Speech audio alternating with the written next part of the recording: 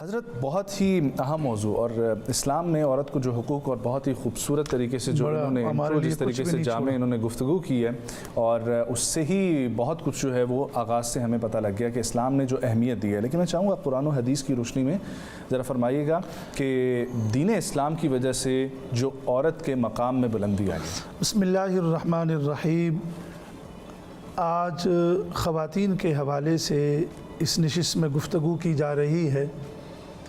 یقیناً خاتون بھی اس کائنات کا ایک حصہ ہے، اور تخلیق کے درجے میں اللہ کریم نے دونوں کو برابر رکھا ہے کہ یا ایھا الناس اتقوا ربکم الذی خلقکم من نفس واحدہ وخلق منها زوجہا وبث منہما رجالا کثیرا ونساء، یعنی اللہ کریم نے تخلیق کے درجے میں دونوں کو برابر رکھا ہے، مرد کو بھی اور عورت کو بھی۔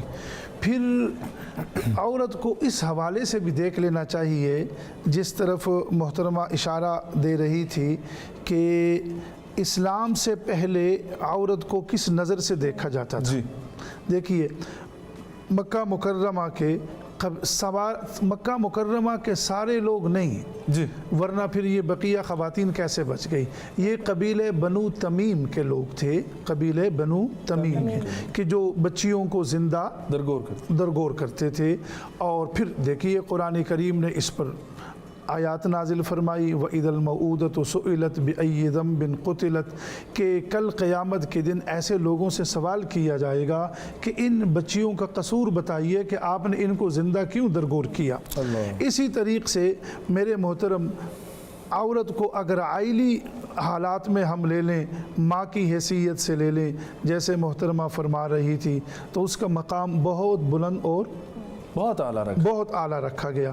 بیٹی کی حیثیت سے لے لیں، خود نبی اکرم صلی اللہ علیہ وسلم نے عملی انداز میں ہمیں بتایا۔ آپ گھر تشریف لاتے ہیں، حضرت خاتون جنت حضرت فاطمہ رضی اللہ تعالی عنہا و ارضاہا آقا کے ہاں تشریف لاتی ہے، آقا اس کے لیے کھڑے ہو جاتے۔ یہ تعلیم برائے خلق ہے۔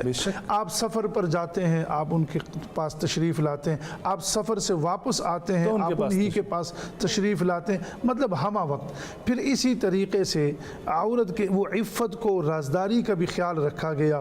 مثلا مجھے اور آپ کو کہا گیا وَإِذَا سَأَلْتُمُوهُنَّ مَتَاعًا فَاسْأَلُوهُنَّ مِنْ وَرَاءِ حِجَابٍ، اگر آپ نے ان سے کوئی چیز مانگنی بھی ہے تو آپ نے پردے کے پیچھے، اگر آپ کسی کے گھر میں داخل ہونا چاہتے ہیں تو مرد ہو تو وہ تو کوئی مسئلہ نہیں، لیکن مجھے اور آپ کو کہا گیا کہ اندر ایک عورت بھی ہو سکتی ہے، کوئی بچی بھی ہو سکتی ہے، کوئی جوان بیٹی بھی ہو سکتی ہے۔ تو یا ایھا الذین آمنوا، اے ایمان والو، لا تدخلوا بیوتا غیر بیوتکم، تم ایک دوسرے کے گھروں میں اس وقت تک داخل نہ ہو حتی تستأنسوا، جب تک تم اجازت طلب نہ کرو۔ یا میں ایک حدیث عرض کر کے بات ختم کر دوں۔ حضرت سعد بن عبادہ کے گھر میں آپ صلی اللہ علیہ وسلم تشریف لائے، یہ مشہور صحابی ہیں سعد بن عبادہ۔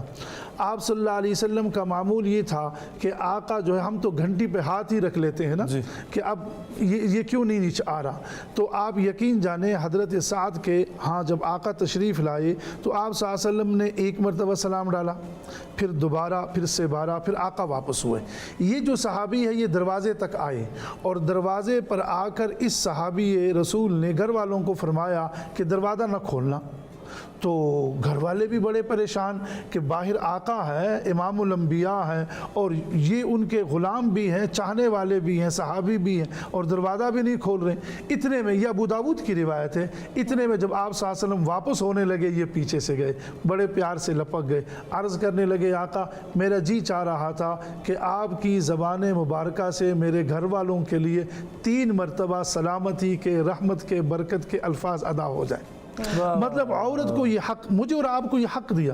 پھر اسی طریقے سے مجھے اور آپ کو یہ حق دیا کہ اگر آپ کے سامنے کوئی خاتون آ رہی ہے، قُل لِّلْمُؤْمِنِينَ يَغُضُّونَ مِنْ أَبْصَارِهِمْ، وہ نگاہوں کو کیا رکھیں؟ نیچے رکھیں۔ عورت کو آپ حضرت عمر کو لے لیں، آخری بات عرض کر دوں، حضرت عمر رضی اللہ تعالیٰ عنہ کا معمول ہوتا تھا گشت کرنا، تو آپ گشت کر رہے ہیں تو راستے میں آپ نے کچھ اشعار سنے خاتون سے، آپ سمجھ گئے उसका जो शोहर था वो मैदान जहाद में निकला हुआ था। आप फ़ौरन अपनी बेटी के पास आए, हज़रत हफ्सा रज़ियल्लाहु ताला अन्हा जो उम्मुल मोमिनीन है, और उनसे कहा कि मुझे ये बताइएगा कि बेटी, एक शोहर जो है वो मर्द से, ये जो हमारे बाहर के जो लोग रहते हैं आउट ऑफ कंट्री, वो इसको सुन ले और इस हदीस को, इस बात को सामने रख लें कि एक खातून जो है वो मर्द के बगैर कितने अरसे तक यानी अलैदगी में रह सकती है, तन्हाई में, तो वो 4 महीने। आपने आर्डर जारी कर दिया तमाम मुजाहिदीन के लिए कि हर मुजाहिद 4 माह सरहदात पर गुजारेगा, उसके बाद वो अपने घर आएगा। बहुत खूब, बहुत खूब। मुफ्ती साहब, मैं आपकी जानिब बढ़ना चाहूँगी, हया के तसव्वुर को जो है किस तरह से बयान किया जाए, क्योंकि इस्लाम ने मर्द और औरत दोनों को निगाह नीची रखने और पाक दामनी का हुक्म दिया है। मैं चाहूँगी इस हवाले से आप रोशनी डालें। मोहतरमा, देखिए, मर्दों को ये पाबंद किया गया है कि अगर हमारे सामने कोई खातून गुज़रे तो उस खातून को इज़्ज़त देने के लिए और उस खातून को एहतराम देने के लिए मर्द के पास यही कुछ हो सकता है कि वो निगाह को क्या रख ले, नीचे रख ले। बल्कि मैं एक तारीख़ी एक वाक़या सामीन और सामियात के सामने अर्ज़ करना चाहता हूँ। हज़रत उमर रज़ियल्लाहु ताला अन्हु ने अपने दौर में एक जगह इस्लामी लश्कर रवाना फरमाया था ईरान के करीब, और वहाँ से एक साहिब ने उनको ख़त लिखा कि यहाँ से हमने एक जगह से गुज़रना है, और इन हजरात ने कुछ नौजवान बच्चियों को भी, नौजवान यानी फ़ौजी, उनके सामने उन बच्चियों को लाकर खड़ा करना है, तो कोई तदबीर आप बताएं। तो हज़रत उमर रज़ियल्लाहु ताला अन्हु ने जवाबन ख़त लिखा और उनको फरमाया कि जब आपका वहाँ से गुज़र हो और वो ये हरबा इस्तेमाल करें तो उस वक़्त फिर इस ख़त को खोलना और फिर एक साहिब जो है वो इस इबारत को या इस मज़मून को पढ़ ले। तो जैसे वो ख़त पहुँचा, वो वहाँ से करीब से जब गुज़रने का वक्त आया तो उस सहाबी रसूल ने अमीरुल मोमिनीन का ख़त खोला होगा, और ख़त खोल के वो जब कुरान करीम सूरह नूर की ये आयत पढ़ने लगा, कुल लिल मुमिनीन यग़ुज़्ज़ून मिन अब्सारिहिम, कि ईमान वालों से आप फरमा दीजिए कि वो इन हालात में निगाहों को क्या रखें, नीचे रखें। सहाबा खुद फरमाते हैं हमें यूँ लगा जैसे ये आयत आज हमारे ऊपर नाजिल हो रही है। एक बंदे ने भी आंख उठाकर उनकी तरफ नहीं देखा। अब जब ऐसे ये गए तो वो औरतें खुद इस्लाम की तरफ माइल हो गई। उन्होंने कहा अगर आप लोगों की ऐसे खूबसूरत तालीमात हैं तो क्यों हम आपके नबी का जो है वो कलमा ना पढ़ लें। मैं यहाँ एक खुल के एक बात करना चाहता हूँ, इशारे में भी और उसमें भी। आप यकीन जानिए हम मर्द हजरात भी इस आयत मुबारका पर अमल कर लें, बड़ी बात है। हम तो खातून को देखना चाहते हैं और हर वक्त एक इंसान की कोशिश ये होती है अगर वो इससे, तो ये गोया कि वो जो हया और वो जो इफ़्फ़त है और वो एहतराम है जो आप एक खातून को देखना चाहते हैं वो आप देंगे। मुफ्ती साहब, आपकी जानिब आना चाहूँगी, तहज्जुद के हवाले से अब बात की जाएगी, तो बताइएगा कुरान और हदीस की रोशनी में तहज्जुद की अहमियत क्या है? तहज्जुद की अहमियत यही है कि फ़र्ज़ नमाज के बाद जो सबसे बेहतरीन नमाज है फिर वो नमाज तहज्जुद है। और आप सल्लल्लाहु अलैहि वसल्लम पर जो सूरतें, तमाम कुरान मजीद आका पर नाजिल हुआ, लेकिन जिन सूरतों में आका को बराह रास्त खिताब किया गया, मसलन सूरह मुज़म्मिल आप ले लें, अल्लाह करीम फरमाते हैं या अय्युहल मुज़म्मिल कुमिल लैला इल्ला कलीला, यानी अव्वलन तो ये फरमाया कि आप सारी रात मुकम्मल क़याम ही फरमाएँ। और आप सल्लल्लाहु अलैहि वसल्लम इसका ख्याल भी फरमाते थे, यानी जब आका से सवाल किया गया कि या रसूलुल्लाह सल्लल्लाहु अलैहि वसल्लम आप ये पाँव में ये मुबारक वरम पड़ गए, हम इसको देख रहे हैं कि ये सूज गए, तो आका ने फरमाया कि या मैं अल्लाह रब्बुल इज़्ज़त का शुक्रगुज़ार बंदा न बनूं। तो यकीनन मुसलमान की ज़िंदगी में तहज्जुद जो है ये बहुत ज़रूरी है। अब ये जो नमाज तहज्जुद है یہ اللہ کے اور اس بندے کے درمیان جیسے آپ نے شروع میں فرمایا یہ ایک راز بھی ہے. جیسے کئی مرتبہ ہم نیکی بھی کر رہے ہوتے ہیں اور ساتھ ساتھ چرچا بھی کر رہے ہوتے ہیں. اگر رات کو آپ اٹھتے ہیں نا وہ آپ اپنے رب تک ہی رکھ لیں تو بہت بہتر ہے. اور اگر آپ رات کو کسی محفل میں بیٹھیں اور آپ ان کو بولیں یار صبح سویرے اٹھنا بھی ہوتا ہے اور مجھے تہجد کے لیے بھی, تو گویا کہ یہ پھر ریاکاری ہے. باقی میرے محترم حضرت عبداللہ بن سلام رضی اللہ تعالی عنہ جو بڑے علماء کبار میں سے ہیں, وہ خود فرماتے ہیں کہ آپ صلی اللہ علیہ وسلم نے جب مدینہ منورہ قدم رنجہ فرمایا اور میری پہلی ملاقات جب آقا سے ہوئی تو آپ صلی اللہ علیہ وسلم حضرات صحابہ اکرام سے فرما رہے تھے سلام کو بھی پھیلاؤ, وَأَطْعِمُ الطَّعَامَ لوگوں کو کھانا بھی کھلاؤ, وَصَلُّوا بِاللَّيْلِ اور راتوں کو اس وقت نماز پڑھو, وَالنَّاسُ نِيَامٌ جب لوگ کیا کر رہے ہوں سو رہے, اور جب تم یہ کرو گے تو تدخل الجنت بسلام تو پھر جنت میں بھی امن اور سلامتی کے ساتھ کیا ہو جاؤ گے. اور اگر ہم قرآن کریم کی طرف آ جائیں بے شمار آیات ہیں جس میں ایک آیت مبارکہ اور بھی, یعنی اللہ کریم نے, میں اب آخری بات کی طرف آ رہا ہوں, ظاہر ہے آج ہمارے دو معزز اور مقتدر مہمان اور بھی ہیں کہ رمضان کے مہینے میں سحری کے لیے جب ہم اٹھیں تو مرد کو بھی چاہیے عورتوں کو بھی چاہیے ہمیں کہ کچھ وقت ہم نماز تہجد کے لیے نکالیں. اور ایک یہ ہے کہ اگر ایک اور حدیث بھی کہ عام دنوں میں اگر آپ رات کو مثلا جیسے گرمی کی راتوں میں نہیں اٹھا جاتا, راتیں بڑی مختصر ہوتی ہے, تو اس کے لیے یہ بھی قارئین سے عرض کروں کہ یہ حدیث میں آتا ہے کہ جو آدمی رات کو عشاء کی نماز باجماعت پڑھ لے اور صبح کی نماز بھی باجماعت پڑھ لے, اللہ کریم فرماتے ہیں میں ان کو بھی تہجد ہی کا ثواب عطا کرتا ہوں. رات والی نماز اور فجر کی نماز پڑھ لیں. اور ایک یہ آخری بات اور علامہ شامی نے یہ بھی لکھا ہے کہ آپ رات کو اگر بالفرض آپ نہیں اٹھ سکتی, آپ کوئی مرد نہیں اٹھ سکتا, آپ رات کو عشاء کی جب نماز پڑھ لیتے ہیں اور عشاء کی نماز پڑھنے کے بعد اگر آپ وتر سے پہلے اور 2 سنتوں اور ان کے درمیان میں کچھ رکعات تہجد کی نیت سے پڑھ لیتے ہیں, یہ بھی تہجد ہی شمار ہوگی, مگر اس سے وہ شخص جو ہے زیادہ اجر پانے والا ہوگا جو نرم بسترے کو چھوڑ کر نیچے آئے. السلام علیکم, میں عمر فاروق بات کر رہا ہوں اسلام آباد سے. میرا سوال یہ ہے علماء سے کہ ہم نے اکثر و بیشتر یہ سنا ہے کہ جب قرآن مجید کی تلاوت کی جائے تو وہ سامعین پہ سننا واجب ہو جاتی ہے, لیکن آپ نے اور میں نے اکثر بیشتر یہ دیکھا ہے کہ لوگ گلی محلوں میں جب دکانوں پر اس کی تلاوت جو ہے وہ لگا کے اپنے روزمرہ کے کاموں میں مشغول ہو جاتے ہیں. تو اس سلسلے میں جو ہے وہ دین اسلام کی کیا احکامات ہیں وہ اس پر تھوڑی سی روشنی ڈال دیں. جی مفتی صاحب, بہت اہم سوال ہے. یہ قرآن مجید کی آیت مبارکہ ہے وَإِذَا قُرِئَ الْقُرْآنُ فَاسْتَمِعُوا لَهُ, جب قرآن کریم کو پڑھا جائے تو اس کو سنا بھی جائے.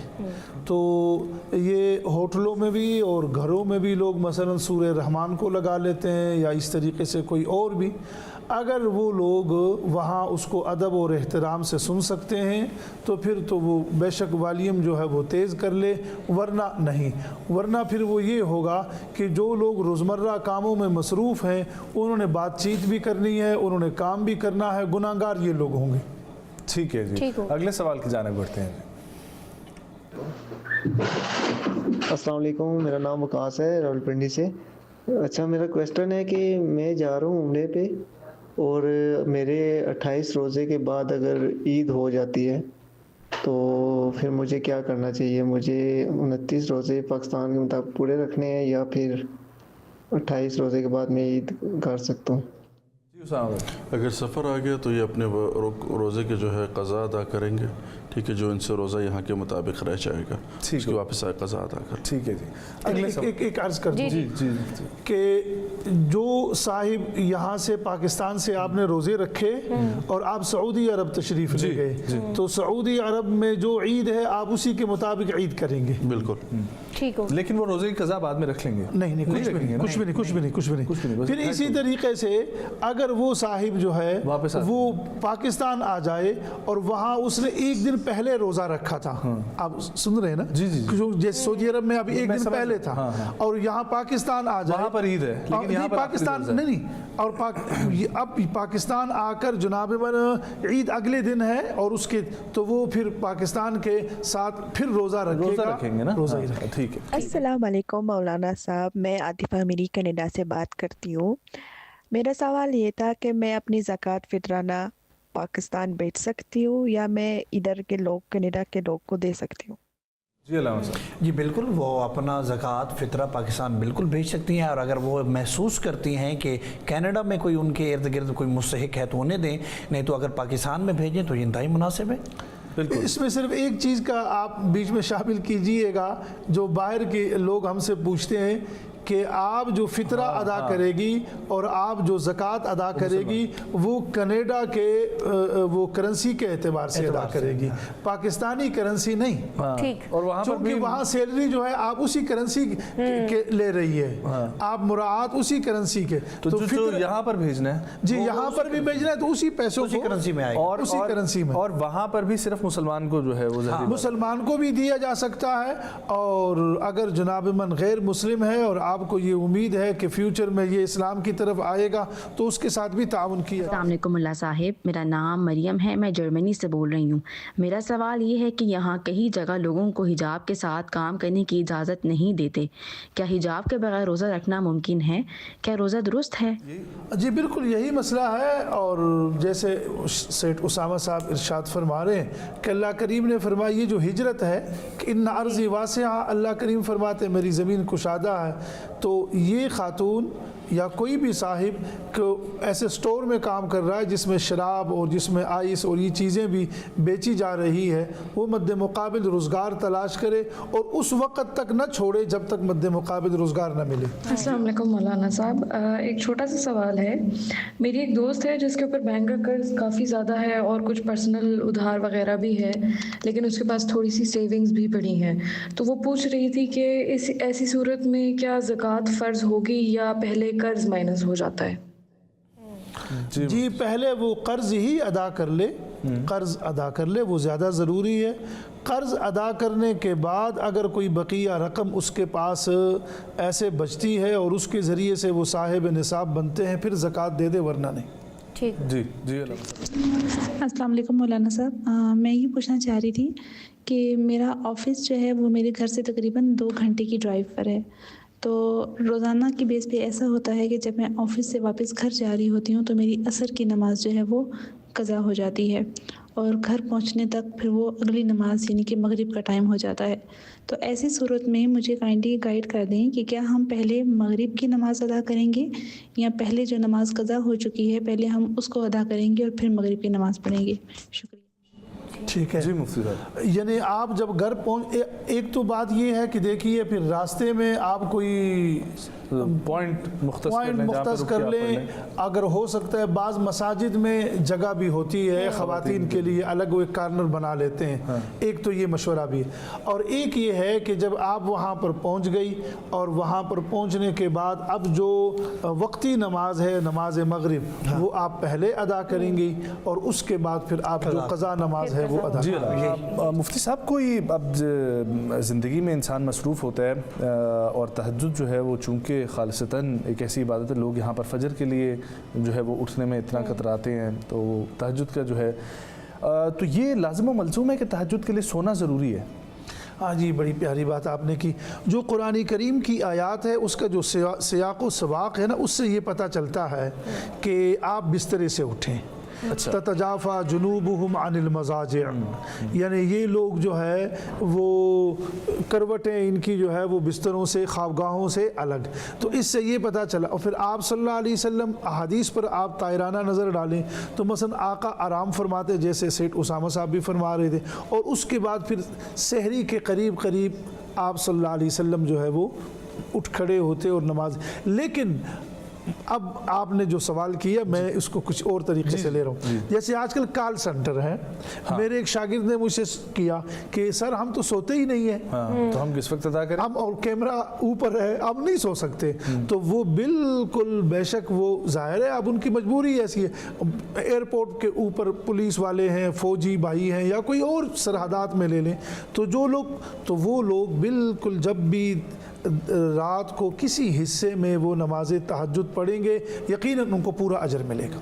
اقبال مرحوم فرماتے ہیں کہ نہ چھوٹے مجھ سے لندن میں بھی آداب سحر خیزی. یعنی میں جب لندن پڑھنے کے لیے گیا اس وقت بھی میں نے تہجد کی نماز نہیں چھوڑی. تو یہ بڑی جی فرمائیں. جی بالکل جی, ہمارے پاس وقت جو ہے وہ اختتام کی جانب پہنچا. مفتی صاحب دعا کی درخواست. اللہم صلی علی سیدنا و مولانا محمد مبارک وسلم وصلی علیہ. یا ربی کریم ہمارے اس مل بیٹھنے کو قبول و منظور فرما, اور اس ماہ رمضان کو ہم سب کے لیے مغفرت اور نجات کا ذریعہ بنا. حاضرین مجلس میں جو لوگ ہمیں سن رہے ہیں, جہاں کہیں مسلمان بیمار ہے, جملہ بیماروں کو کامل صحت عطا فرما. اس پرفتن دور میں ہمارے مال جان عزت اور آبرو کی حفاظت فرما. اس ملک پاکستان کو مزید ترقیات سے مالا مال فرما, استحکام عطا فرما. وصلی اللہ علی رسولہ النبی الکریم.